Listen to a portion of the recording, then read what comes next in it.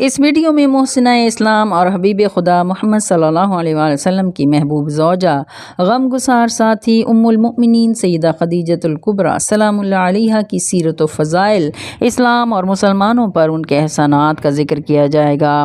سیدہ خدیجۃ الکبریٰ کے متعلق حضور صلی اللہ علیہ وآلہ وسلم نے فرمایا تھا، مجھے خدیجہ سے بہتر بیوی نہیں ملی۔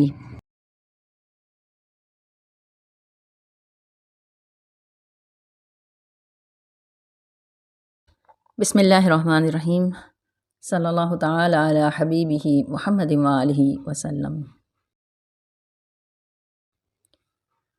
ام المؤمنین سیدہ خدیجۃ الکبریٰ سلام اللہ علیہا، جن کی عظمت و فضیلت میں اتنا کہنا کافی ہے کہ وہ امام الانبیاء محبوب خدا حضرت محمد مصطفیٰ صلی اللہ علیہ وآلہ وسلم کی پہلی زوجہ ہیں، عالمین کی عورتوں کی سردار کی ماں ہیں، جن کے داماد ولیوں کے سردار اور نواسے جوانان جنت کے سردار ہیں۔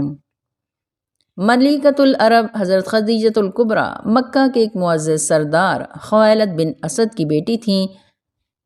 ملکہ اسے کہتے ہیں جس کے پاس بادشاہی کا تاج ہو، اور ملکہ کا مطلب ہے جس کے پاس تاج ہو نہ ہو لیکن بادشاہی ہو۔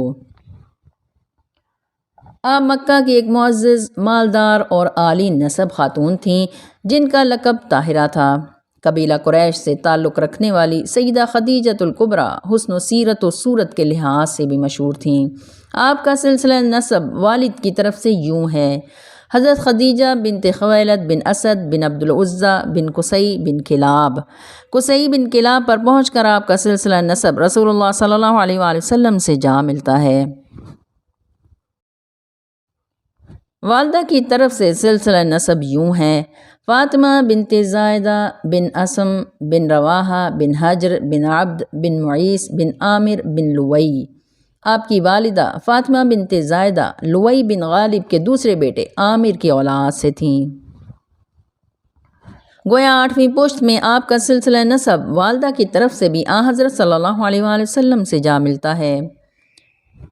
سیدہ خدیجۃ الکبریٰ کی شخصیت کی تفصیلی تصویر پیش کرنا مشکل ہے، کیونکہ آپ کے بارے میں جو کچھ لکھا گیا وہ آپ کے انتقال کے کافی سال بعد لکھا گیا۔ حرب فجار میں جب ان کے والد خویلد بن اسد مارے گئے تو کاروبار انہوں نے خود سنبھال لیا۔ گو دولت کا ایک بڑا حصہ انہیں وراثت میں ملا تھا، لیکن ان کی ذاتی کوششوں سے یہ کاروبار بہت وسعت اختیار کر گیا تھا۔ اپنے خاندانی کاروبار کو انہوں نے مشرق وسطیٰ کے شہروں اور جنوبی یمن اور شمالی شام تک پھیلا دیا۔ تجارت کی بین الاقوامی مارکیٹ، اوکاز میں آنے والے تاجروں کی میٹنگ سیدہ خدیجۃ الکبریٰ کے محل نما گھر میں ہوتی تھی، اور آنے والے تاجر اس وقت تک مارکیٹ کے اصول اور دام طے نہیں کرتے تھے جب تک آپ سے مشورہ نہیں کرتے تھے۔ تاریخ کے اوراق میں ملتا ہے کہ سیدہ خدیجہ نے دارالمساکین جیسا ادارہ بھی بنوایا، جہاں لاوارث عورتیں یا وہ بچیاں جن کو لوگ نہیں پالتے تھے یا قتل یا زندہ درگور کرنا چاہتے تھے، آپ انہیں گود لے لیا کرتیں، جنہیں کنیز کے نام پر وہاں رکھا جاتا۔ یہ ایک ایسا سسٹم تھا جس کے ذریعے ان بچیوں کی زندگی کو تحفظ فراہم کیا جاتا تھا۔ آپ ان سے کام نہیں لیتی تھیں، بلکہ ان کی کفالت و پرورش کے بعد ان کی شادیاں کر دی جاتی تھیں۔ یہ دارالامان کا تصور اس سے پہلے نہیں تھا۔ زمانہ جاہلیت میں بھی جو چند ایمان والے تھے ان میں سیدہ خدیجۃ الکبریٰ ہیں، اور یہ صفات انہیں ورثے میں ملی تھیں۔ حضرت خدیجۃ الکبریٰ ایک آزادانہ فیصلے کرنے والی مضبوط ارادے کی مالک خاتون تھیں۔ انہوں نے اپنے لیے آئے ہوئے بڑے بڑے سرداروں کے رشتے ٹھکرا دیے تھے، یہاں تک کہ اپنے کزن کے رشتے سے بھی انکار کر دیا، حالانکہ اس پر سب خاندان والے متفق تھے۔ لیکن جب پیغمبر اسلام سے ان کی پہلی ملاقات ہوئی تو وہ ان کی شرافت و دیانت اور اعلیٰ اوصاف سے بہت متاثر ہوئیں، اور شادی نہ کرنے کے بارے میں ان کا ذہن بدل گیا۔ یوں بھی خاندان بنی ہاشم عالی نسبی، خوبصورتی، بہادری، سخاوت کی بنا پر سارے عرب میں مشہور تھا۔ سیدہ خدیجہ نے پیغمبر اسلام کے لیے پیغام نکاح ان کے چچا حضرت ابو طالب کو بھجوایا، تو اپنے بھتیجے کے لیے ان کے پیغام نکاح کو رئیس مکہ جناب ابو طالب نے بخوشی قبول کیا اور یوں یہ شادی انجام پائی۔ ملکۃ العرب سیدہ خدیجہ الکبریٰ کسی کے استقبال کے لیے کبھی کھڑی نہ ہوئی تھیں، لیکن جب شادی کے بعد محمد صلی اللہ علیہ وآلہ وسلم ان کے گھر تشریف لائے تو بی بی نے اٹھ کر ان کا استقبال کیا۔ حل جزاء الاحسان الا الاحسان۔ اور جب بھی خدیجۃ الکبریٰ کی بیٹی سیدہ فاطمہ الزہرا بتول اپنے بابا جان کے پاس کسی مجلس میں تشریف لاتی تو آپ صلی اللہ علیہ وآلہ وسلم کھڑے ہو کر بیٹی کا استقبال کرتے۔ شادی کے بعد ایک بار حضور پاک صلی اللہ علیہ وآلہ وسلم نے سیدہ خدیجہ سے فرمایا، میرے کچھ رشتہ دار مسکین ہیں، اگر آپ اجازت دیں تو میں ان کی کچھ مالی امداد کروں؟ بی بی نے اس وقت کوئی جواب نہ دیا اور عرض کیا، کل مکہ کے تمام سرداروں کو گھر پر دعوت پر بلائیں۔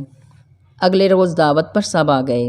کھانے کے بعد سیدہ خدیجہ نے پردے کے پیچھے سے ان سرداروں کو مخاطب کر کے فرمایا، اے سرداران مکہ، گواہ رہنا، آج سے میرا تمام مال اور اشیاء ہر قسم کی میرے شوہر محمد صلی اللہ علیہ وآلہ وسلم کی ملکیت ہیں، وہ جب چاہیں، جس طرح چاہیں، جس کو چاہیں عطا کر دیں۔ سورہ والضحیٰ میں ارشاد ہوتا ہے، اور آپ صلی اللہ علیہ وآلہ وسلم کو تنگ دست پایا تو مالدار کر دیا، یعنی اللہ نے سیدہ خدیجہ کے مال کو اپنا مال قرار دیا۔ کردار و وفا کی جس بلندی پر سیدہ خدیجہ ہیں اس کا اندازہ لگانا عام ذہن رکھنے والوں کا کام نہیں ہے۔ پیغمبر اسلام اور سیدہ خدیجہ میں اتنی ذہنی مطابقت اور آپس میں محبت و الفت و اعتماد تھا کہ کثرت ازواج کے اس معاشرے میں جب تک بی بی حیات رہیں آپ صلی اللہ علیہ وآلہ وسلم نے دوسری شادی نہیں کی۔ شادی کے کئی سال بعد جب پیغمبر اسلام کو روحانی تجربات کا سلسلہ شروع ہوا تو آپ صلی اللہ علیہ وسلم مکہ کے قریب ایک غار حرا میں جا کر عبادت یعنی مراقبہ کرنے لگے۔ مراقبہ کا مطلب ذہنی طور پر یکسو ہو کر اللہ کی نشانیوں پر غور و فکر کرنا ہے۔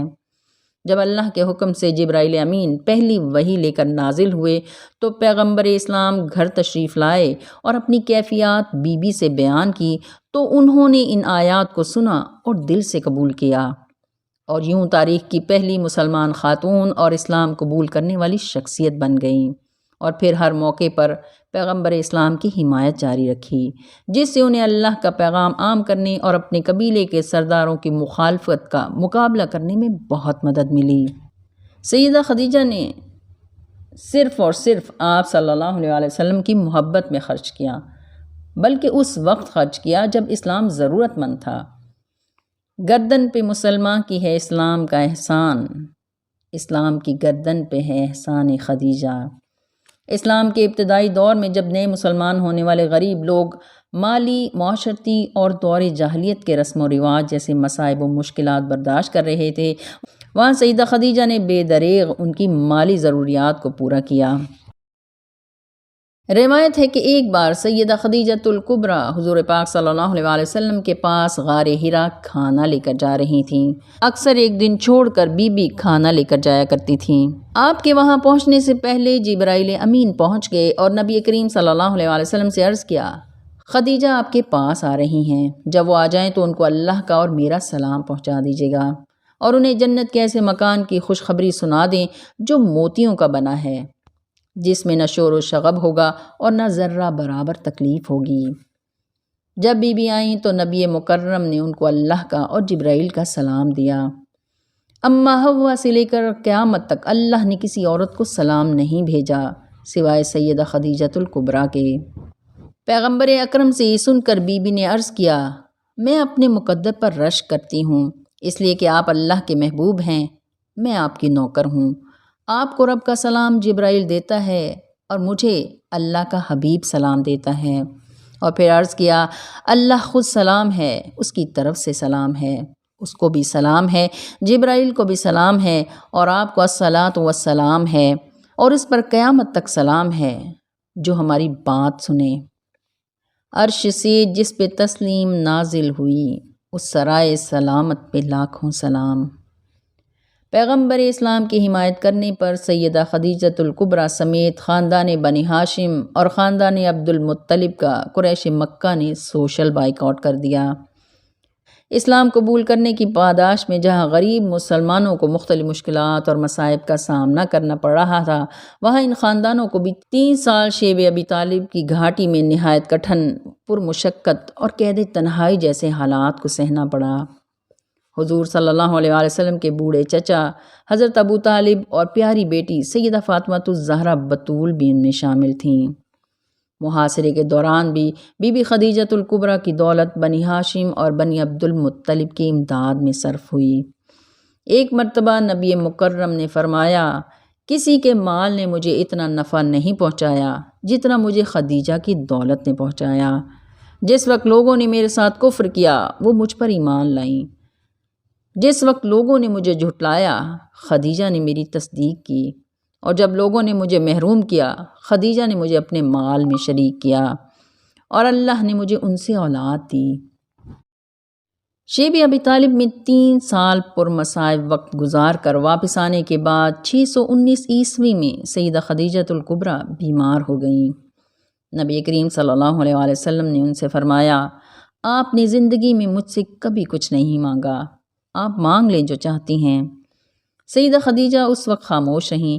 جب نبی مکرم کعبہ تشریف لے گئے تو اپنی لاڈلی بیٹی سیدہ فاطمہ الزہرا بتول سے فرمایا، اپنے بابا جان سے کہنا بعد از وفات مجھے اپنی چادر کا کفن دیں۔ جب نبی مکرم گھر تشریف لائے تو سیدہ زہرا نے اپنی والدہ کی خواہش بیان کر دی۔ نبی مکرم نے اپنے دوش مبارک سے چادر اتارنے کے لیے ہاتھ بڑھایا اور ساتھ اپنی زبان مبارک سے فرمایا، خدیجہ کے مجھ پر اتنے احسان ہیں، اگر وہ مجھ سے میری کھال بھی مانگتی تو وہ بھی دے دیتا۔ نگہبان رسالت محافظ رسول حضرت ابو طالب علیہ السلام کے انتقال کے چند دن بعد مادر بتول ام السادات خیر النساء سرچشمہ ایثار و وفا رسول خدا صلی اللہ علیہ وآلہ وسلم کی ہمدرد، غم گسار اور بے حد محبت کرنے والی شریک حیات سیدہ خدیجۃ الکبریٰ بھی وفات پا گئیں۔ پے در پے دونوں صدمات کی وجہ سے نبی کریم صلی اللہ علیہ وآلہ وسلم نے اس سال کو عام الحزن یعنی غم کا سال قرار دیا۔ نبی مکرم نے سیدہ خدیجہ کی جدائی کے صدمے کو شدت سے محسوس کیا۔ دینی امور کی انجام دہی کے علاوہ آپ صلی اللہ علیہ وآلہ وسلم نے گھر سے نکلنا بند کر دیا اور اپنی بیٹی سیدہ فاطمہ الزہرا بتول کے ساتھ مل کر آنسو بہاتے رہے۔ اس صدمے نے آپ صلی اللہ علیہ وآلہ وسلم کو نڈھال کر دیا۔ جب سیدہ خدیجہ کا وصال ہوا تو جبرائیل امین حاضر ہوئے اور عرض کیا، اللہ فرماتا ہے خدیجہ کو کفن میں دوں گا، اس نے میرے دین کے لیے سب کچھ لٹا دیا ہے۔ پھر جبرائیل امین نے جنت سے لایا گیا کفن، جنت کی خوشبو اور جنت کا پانی سلسبیل دیا۔ نماز جنازہ اس وقت مشروع نہیں ہوئی تھی۔ نبی کریم صلی اللہ علیہ وآلہ وسلم خود قبر میں اترے، سیدہ خدیجہ کو قبر میں اتارا اور پھر اپنی چادر مبارک ان پر ڈال دی اور اپنی سب سے بڑی غم گسار ساتھی کو دائی اجل کے سپرد کر دیا۔ مکہ کے بالائی حصے میں واقع پہاڑی کوہ ہجون کے دامن میں جنت المالا میں سیدہ خدیجۃ الکبریٰ کی قبر مبارک ہے۔ محسنہ اسلام ام المؤمنین حضرت خدیجۃ الکبریٰ سلام اللہ علیہا کی عظمت و فضیلت کا اندازہ اس بات سے ہو سکتا ہے کہ جب نبی کریم صلی اللہ علیہ وآلہ وسلم نے فرض نبوت ادا کرنا چاہا تو فضائے عالم سے ایک بھی آواز تائید و حمایت میں نہ اٹھی تھی، اور اس عالمگیر خاموشی میں صرف ایک آواز تھی۔ یہ آواز سیدہ خدیجہ کے قلب سے بلند ہوئی تھی، جو اس ظلمت کدہ کفر و ضلالت میں نور الہی کا پیکر تھا۔ اللہ تعالی ہم سب کو اپنے پیاروں کا ذکر کرنے اور سننے کی توفیق عطا فرمائے، آمین یا رب العالمین، آمین۔